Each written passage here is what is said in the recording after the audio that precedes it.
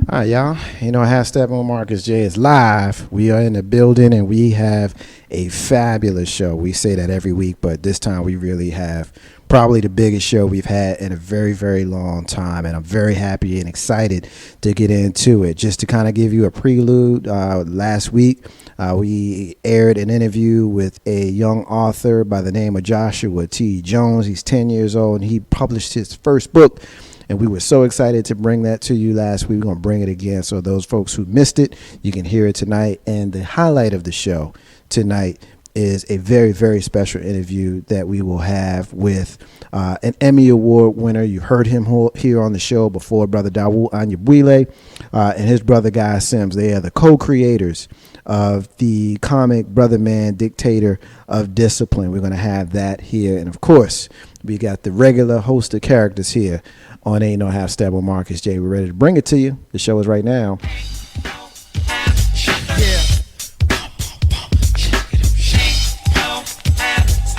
It's about that time. It's about that time to get.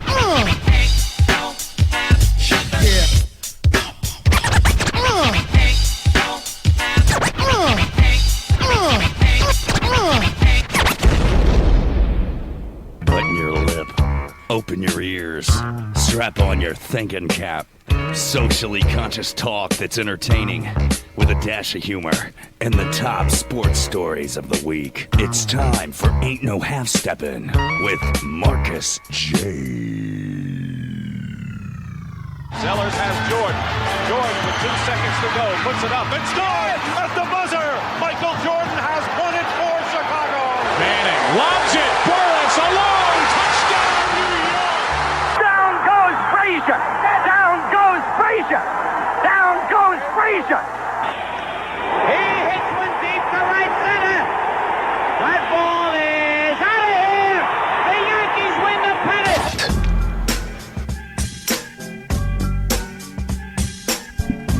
If they lying, then you must be half stepping.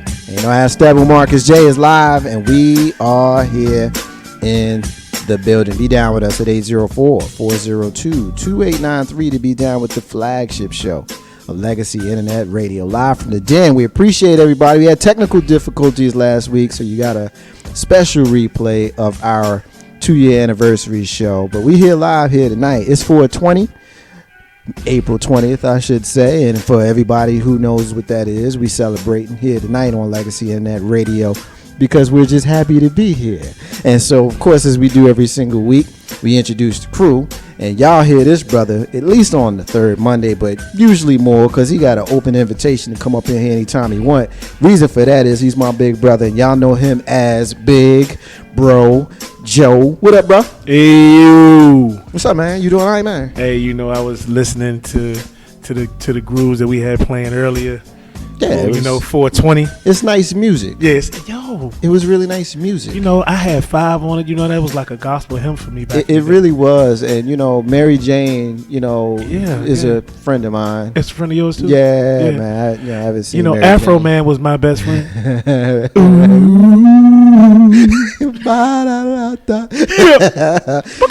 yeah. So those folks who know what that is, we having a little fun with it. So, but we appreciate y'all checking us out here on Legacy Internet Radio. Ain't No Half Stepping with Marcus J. Of course, we have a lot that we want to get into tonight. You heard us kind of tease it at the very beginning. Of course, we have the interview with a 10-year-old author, and I'm so excited for you guys to hear from this young brother. You guys are going to be amazed. The interview that I had done a little while ago, and so you guys are going to have an opportunity to hear it tonight.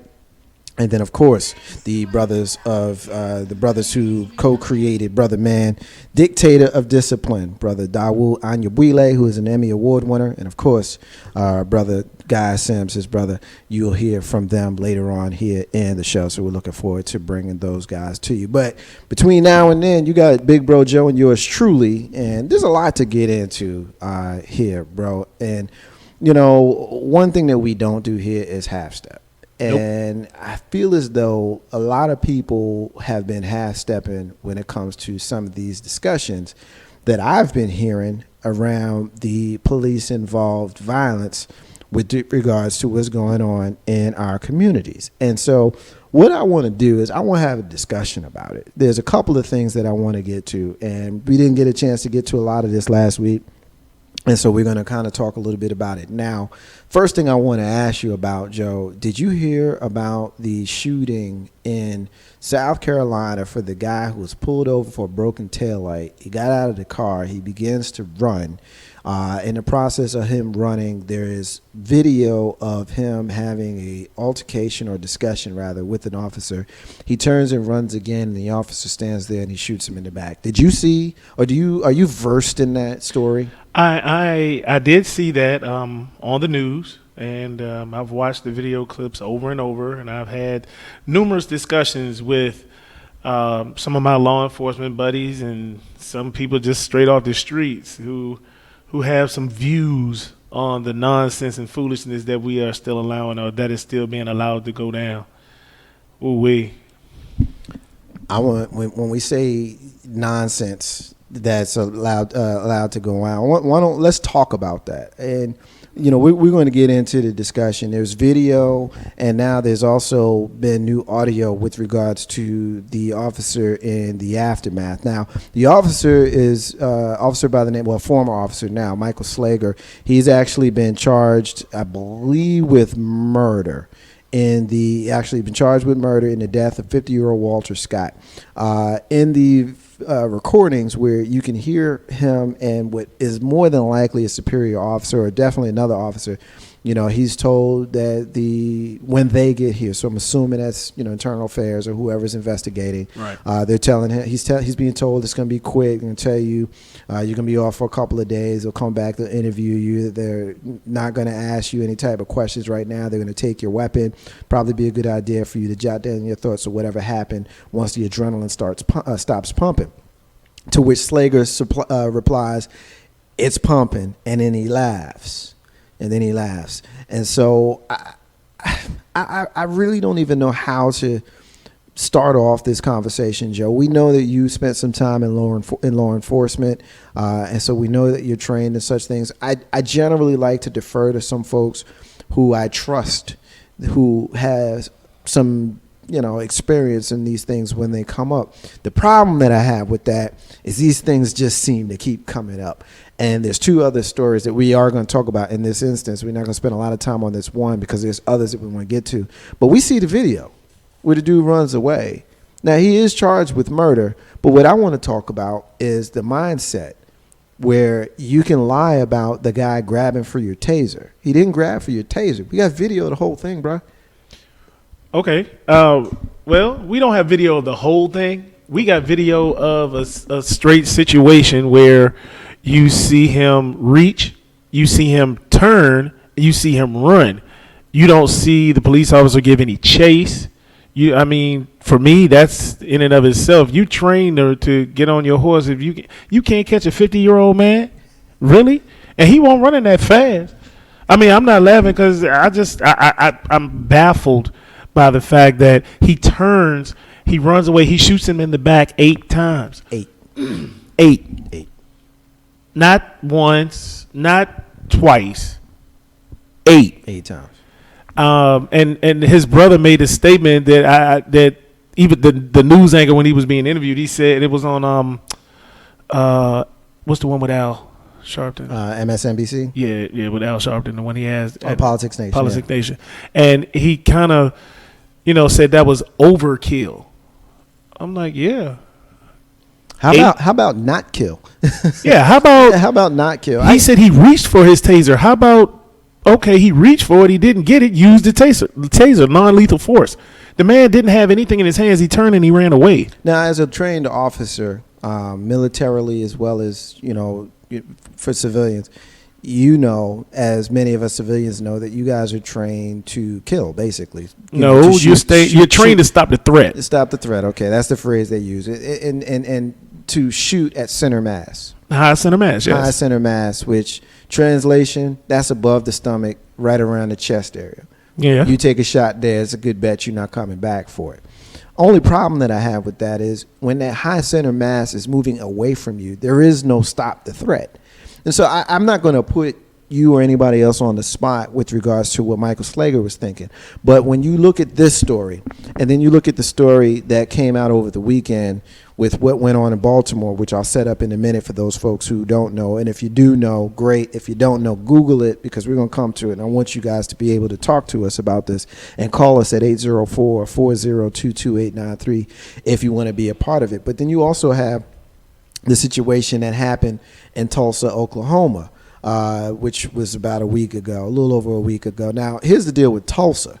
In Tulsa, you had the brother who was in the car. He's in the car trying to sell guns. So he's dirty. And once he realizes that he's caught, basically, the police, they got him, he gets out of the car and he starts running.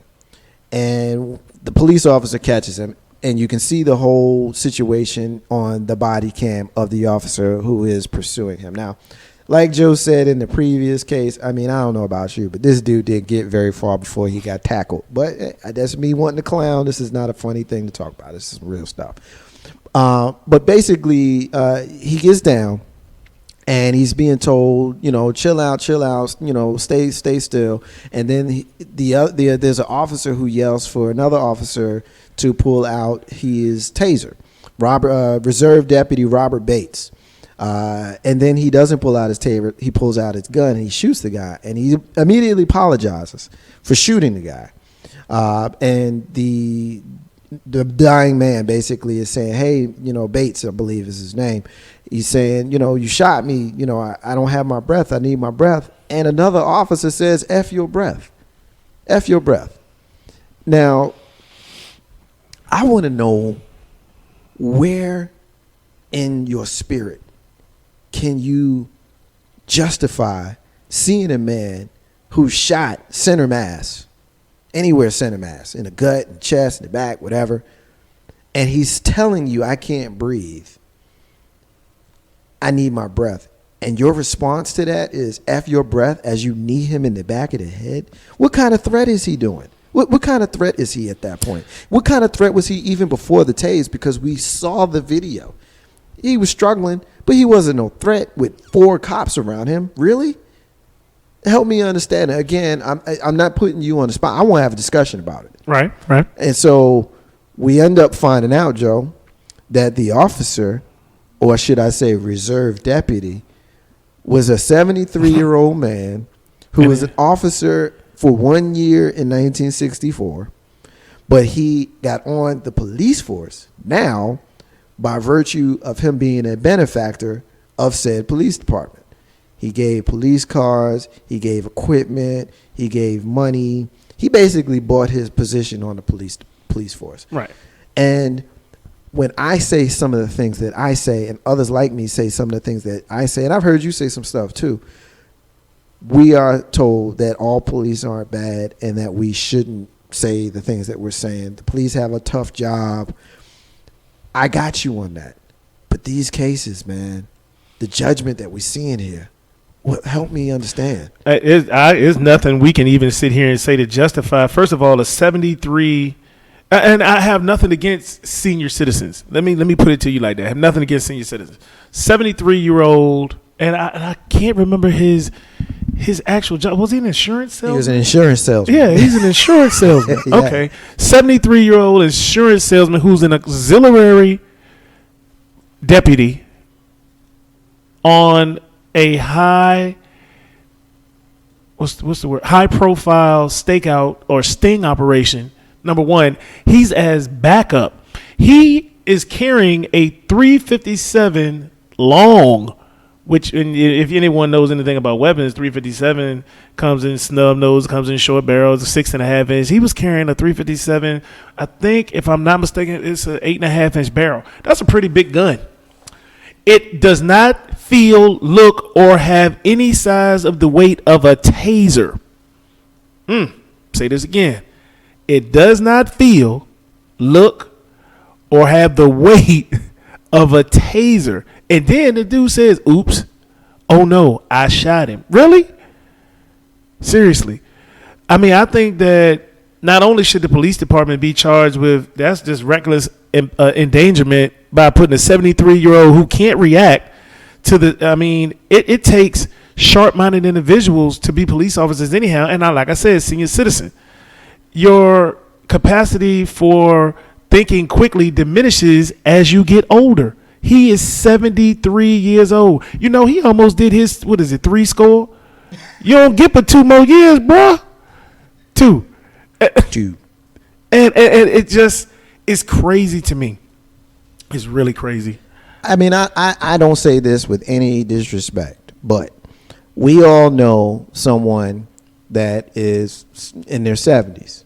Hopefully, if we're fortunate, we all know somebody that's in their late 60s or early 70s. And so even those folks who we know that are in great shape, just picture that person. Just picture that person chasing after a suspect, a violent suspect, because you got to figure if you're selling guns that you're pretty violent. Oh, you have the propensity to be. Oh, you have the propensity to be. I think it's a fair assumption that there's some propensity there for violence, and you out there on a damn stakeout. So there's so many things wrong with this that I honestly don't even really know where to start with it. I mean, I think that there's definitely, and of course he was charged. He was charged with I believe it was either voluntary. I think it was involuntary manslaughter that he was charged with. Which brings me to Baltimore. Now, this story. Now, remind you, I just went from South Carolina to Tulsa, Oklahoma, to Baltimore, Maryland, all within the last month. All black men killed by the police. Hey, when you can find me a high profile, not even a high profile, just find me a story, not one, but just a few stories of a white person. Actually, I saw a story, Joe, of a white dude who charged the police and begged them to kill him, and they didn't kill him. I saw that on the news this morning. Oh, wow. He charged the police after a traffic stop. He tried to murder by suicide thing, knocked the cop over. The cop held on to his gun and never fired it. And other cops showed up on the scene with drawn guns, not pulled triggers, but drawn guns. Yeah. And the guy got down and he surrendered, and he was taken in with no incident. So was the guy who shot up the movie theater in Colorado and a bunch of other people. You know what? I just got on a soapbox. Mm-hmm. But this Baltimore thing where this video of the guy who's on a stoop and he ends up getting pulled out from off of the stoop, and his feet are being dragged and he can't walk, and apparently he screamed in pain because you can hear him in the video.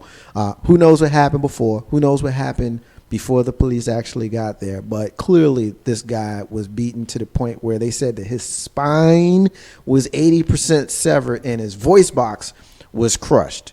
He spent a week in a coma before dying over the weekend.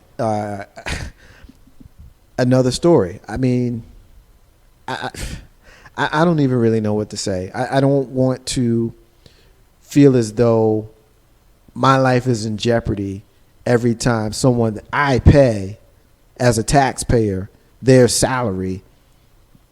My life is in jeopardy every time I come upon them. I don't know anybody else other than people in our community. And hey, if you're white and you go through this, then cool. If you're Chinese and you go through this, then cool. But anytime you see those cop lights, you know you're not doing nothing wrong. You know you clean. But when you see those cop lights, your blood pressure automatically kind of goes up. I mean, do you go through that even as a person in law enforcement? Do you go through that? Sometimes. I know when I see them damn lights, I get creeped out. Well, especially now with the new police cars where they got them solid blues that just stay on. Yeah. I don't like that. That's a deterrent. You know what that is. I know it is, but I mean. Well, my thing with that is if I know I'm not doing anything wrong, first of all, I'm not going to argue with a cop. You're not going to just put your hands on me and believe that I'm going to let you get away with it. And I'm not Superman. I'm not that. But, I mean, I am a man, and I'm going to stand on my own. I told you, and you know this, I would always rather be judged by 12 than carried by 6. Yeah. So, But there's instances, bro, where it doesn't matter, your behavior. You're right. You're right. If you happen upon someone who's got a chip on his shoulder, then what difference does it make how you behave? Because all of us were, you got Papa Lou, I got Pops Jay. good men. And we're fortunate enough for them both to still be here with us. And they have taught us how to conduct ourselves when under the, purview of law enforcement. And as respectful men, that's how we're going to be with regards to the authority. We're going to respect them as men and women, and we're going to respect them as authority. But I think my problem is I don't know that they're going to come upon me with the same respect, because they came upon some hood dude that wilded out. All of a sudden, I'm going to catch it. You know what I mean? You carrying your last collar over into this one. Yeah. And you know what? Once again, we have to go back to, there are so few. Okay, let's look at let's just use Richmond for a moment. There are so few police officers that are actually in Richmond now. And when I say few, I mean for the simple fact that nobody really wants to be a police officer anymore. First of all, the job is it's a hectic job. They're not getting paid what they believe they should be paid. It's dangerous, the whole 9 yards. You're not getting the same caliber of police officers out there today that you did once upon a time. You're not getting the same training. You're not getting, you're saying that, you're getting the sensitivity training. You're saying that you're getting those things that you need in order to be out on the street. Half of the cats that I know on Richmond City Police Department, and anywhere else, maybe they could be suspect. No, or have been suspect in the past. We know a lot of these cats. Yeah, and I'm not downplaying none of them, but I'm saying, are they good cats to have around? Yeah, they were. Yeah, I think a lot of it, you can correct me if you think I'm wrong on this, but I think that the streets have gotten so hot that the standards have been lowered with regards to who is able to become law enforcement, which is a problem, in itself. One, but two, I think there needs to be a greater priority placed upon their responsibility as the authority, simply because they are the ones who are in control.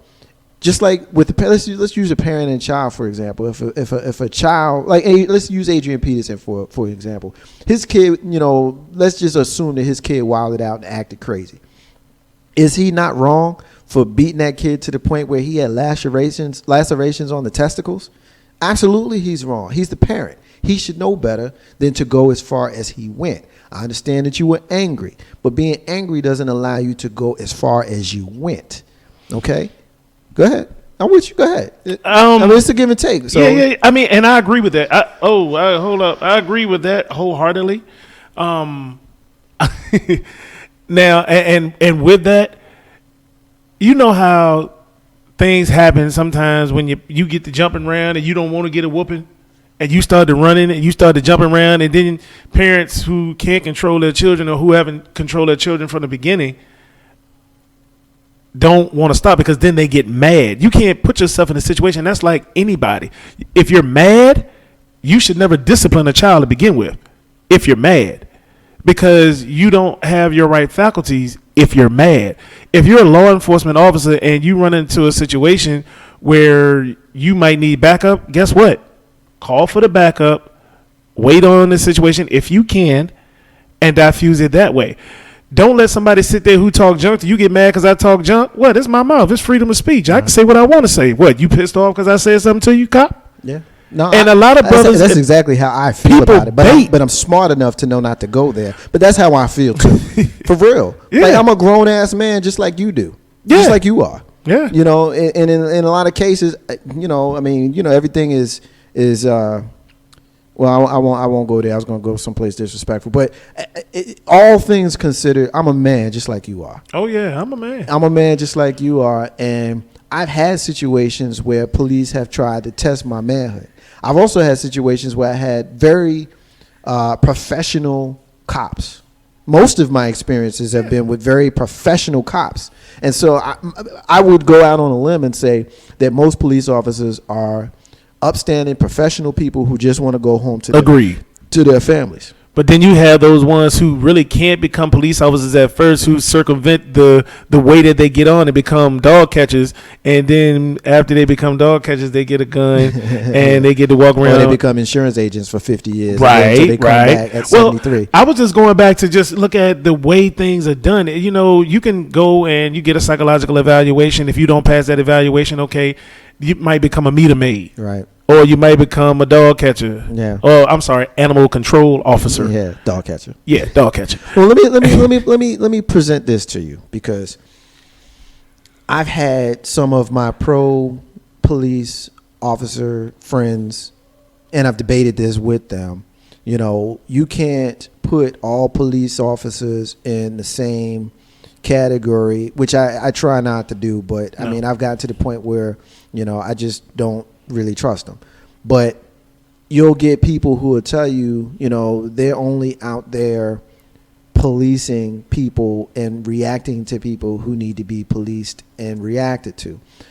And they kind of, in a subtle way, are referring to people who end up getting shot in large numbers by police. Translation, us, black men. Right.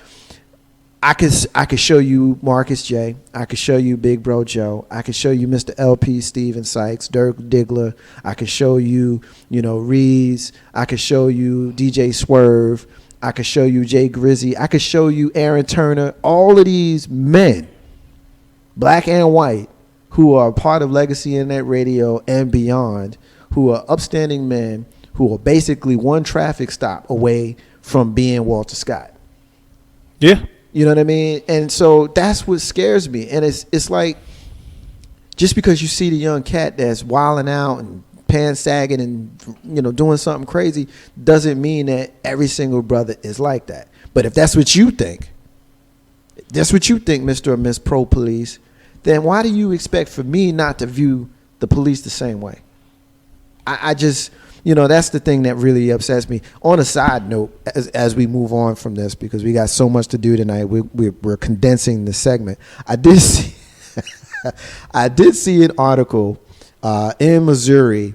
The first black female police chief was elected and took office, believe sometime in the last week, and promptly everybody quit. Like 80% of the police force quit. Now, that sounds like a lot. It's not. They only got 5 cops, so 4 of them quit.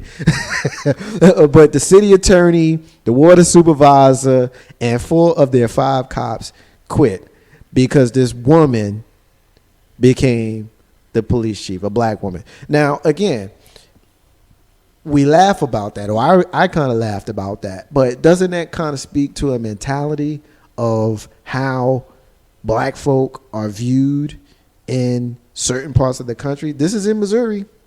I don't know how far it is from Ferguson, but it's in Missouri. You know what I'm saying? And so I just thought that was funny. All right, listen, last thing I want to get to in this segment. I know you're going to have some comments on this, big bro. Okay. This is out of Valdosta, Georgia. Valdosta, Georgia.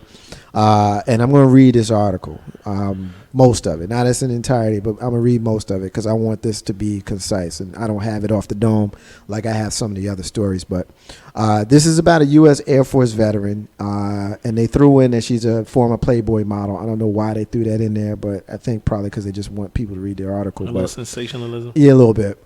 She was speaking out after she was handcuffed during a protest on Friday for trying to keep people from walking on the American flag. The incident was caught on video shot by Michelle Manhart's daughter during a protest at Valdosta State University. The incident happened after Manhart heard about the protest where demonstrators were walking on the flag. Manhart said that she made several complaints to the university. Quote, they had thrown it on the ground. They were walking on it, kicking on it, making different motions against the flag itself, Manhart said.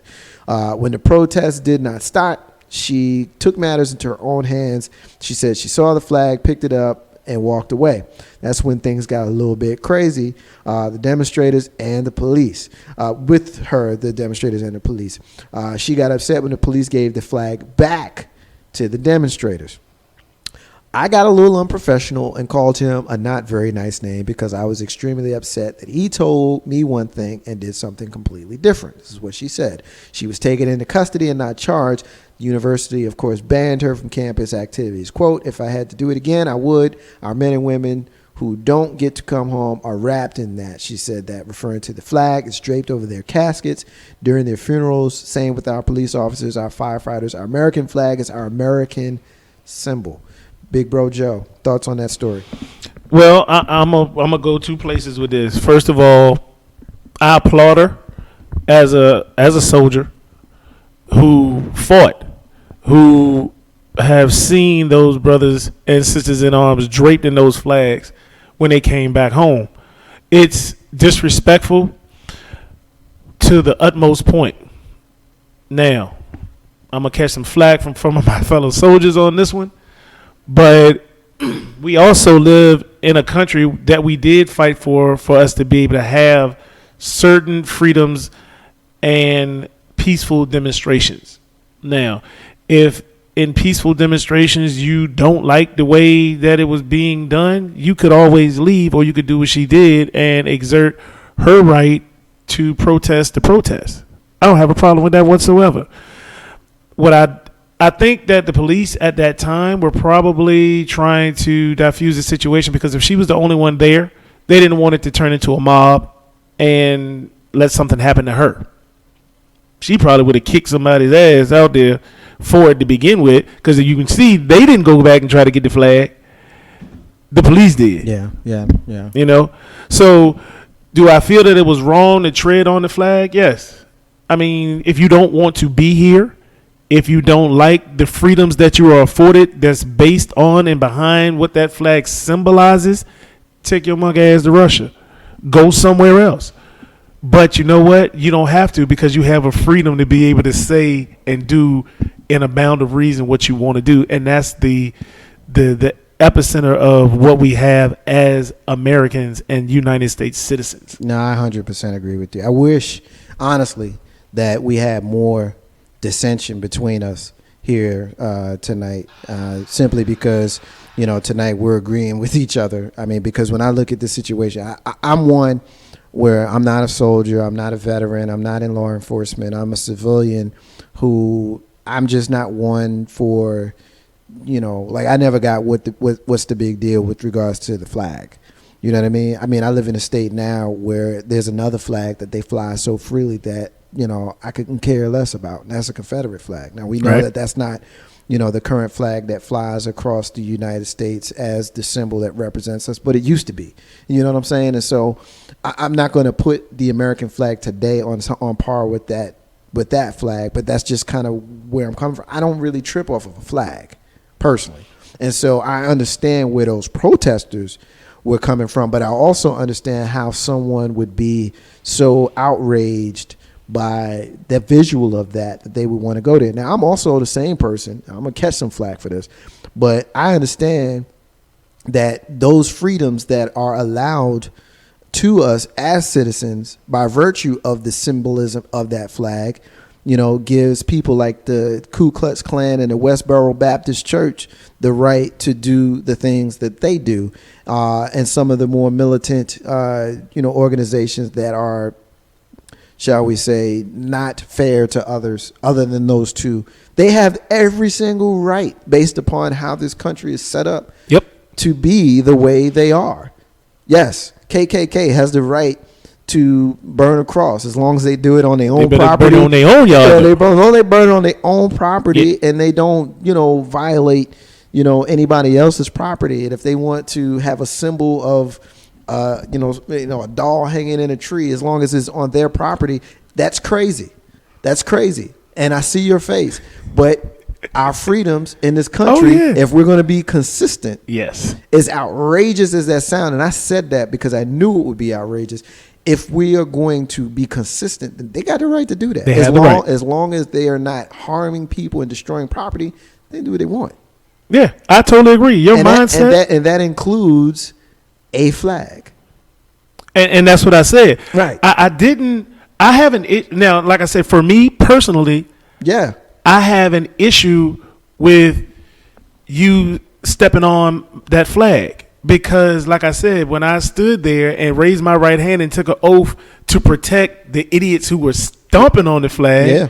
I also took the same oath to allow somebody who doesn't believe Right. that you should step on the flag Right. to protect them both. Right.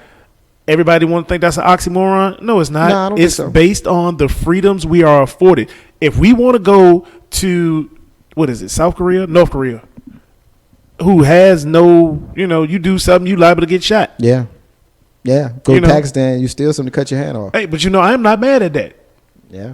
Well, maybe if they cut some hands off here in this country, Hey. we would have a lot of the problems that we have. I mean, Public that's, hangings. yeah. No funeral, just a big No, ass just, hole. yeah, just a big hole. Throw them in. I mean, in all seriousness, man, I as outrageous as it, sometimes I'll say something completely outrageous just to make a point. And this is one of those points where they got the right, man. They got it. And just like this woman was offended by the spectacle of them denigrating the United States flag, she probably went about it the wrong way. Well, I don't know, because you know what? My thing with that, it's against the law, actually, to burn a flag.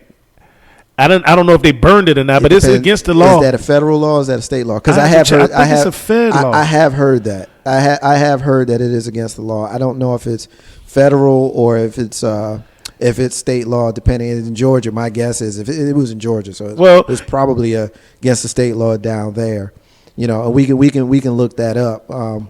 804-402-2893 is the number to dial. 804-402-2893. Yeah. Is, if anybody knows that. if you know the answer, to that, if you want to go and research that and inbox us or call us and let us know the answer to that. But, it is what it is on that one. All right, listen, we're going to take our first break of the night. And when we come back, we are going to have a very, very, very special interview with young Joshua T. Jones. He is the author of The Amazing Adventures of Super Fight Guy. Joshua is a 10-year-old published author. Published author and illustrator. He wrote and illustrated his very first book. So we're very, very happy and proud to have the interview with him. And then following that interview, we've got the highlight of the show tonight. We've got a very special interview that we have with the co-creators of Brother Man, Dictator of Discipline. We've got Emmy Award winner Dawu Anyabuile and his brother Guy Sims, who are going to join us here live from the den of Legacy Internet Radio. You got Big Bro Joe and yours truly, Marcus J. And you know how Steppin, Marcus J. Be back in a few.